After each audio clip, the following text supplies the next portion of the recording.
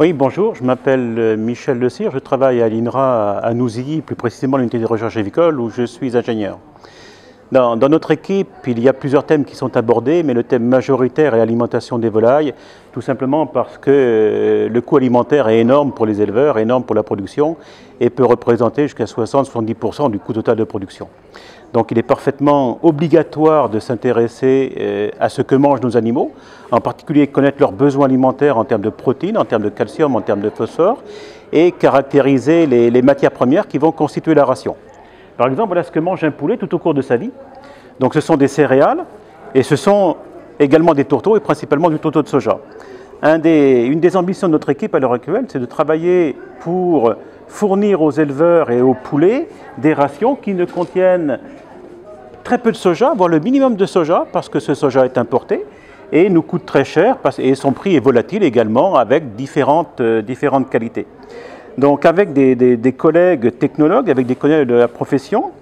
nous avons travaillé sur différents tourteaux issus de colza, issus de tournesol, qui contiennent des fractions cellulosiques qui diluent l'ensemble de la ration. Et donc nous avons dépelliculé ces tourteaux pour obtenir des tourteaux qui sont plus concentrés en protéines, donc plus susceptibles de remplacer le tourteau de soja qu'on importe. Donc pour cela, il a fallu caractériser les différentes fractions protéiques de ces tourteaux, colza ou tournesol, et voir leurs contraintes d'utilisation. Une fois qu'on a eu calculé ces valeurs nutritionnelles par des tests zootechniques, nous avons élaboré des formules telles que celle-ci qui ne comportent plus de soja et nous avons distribué ces rations à nos poulets labels en particulier ou poulets certifiés et essayé de comparer leurs performances avec celles obtenues avec cet aliment-là qui contient du soja. Et pour le poulet label, les performances que nous avons obtenues seront similaires à celles de l'aliment avec soja, avec des coûts de production légèrement supérieurs, mais qui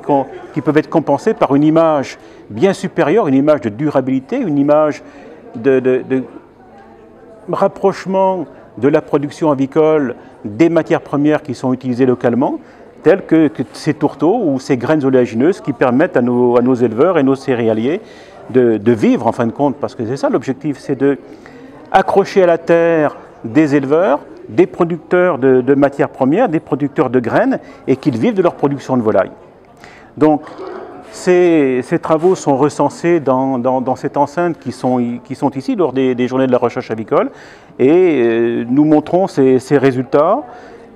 qui sont très en faveur d'une alimentation sans soja, bien sûr, avec sans doute quelques petites optimisations encore à faire. Et la première des optimisations à faire, c'est le transfert sur le terrain, tout simplement pour que la connaissance de ces matières premières-là soit diffusée à nos différents partenaires et que ces matières premières soient utilisées de plus en plus dans les rations de nos animaux. Après, il faudra simplement les produire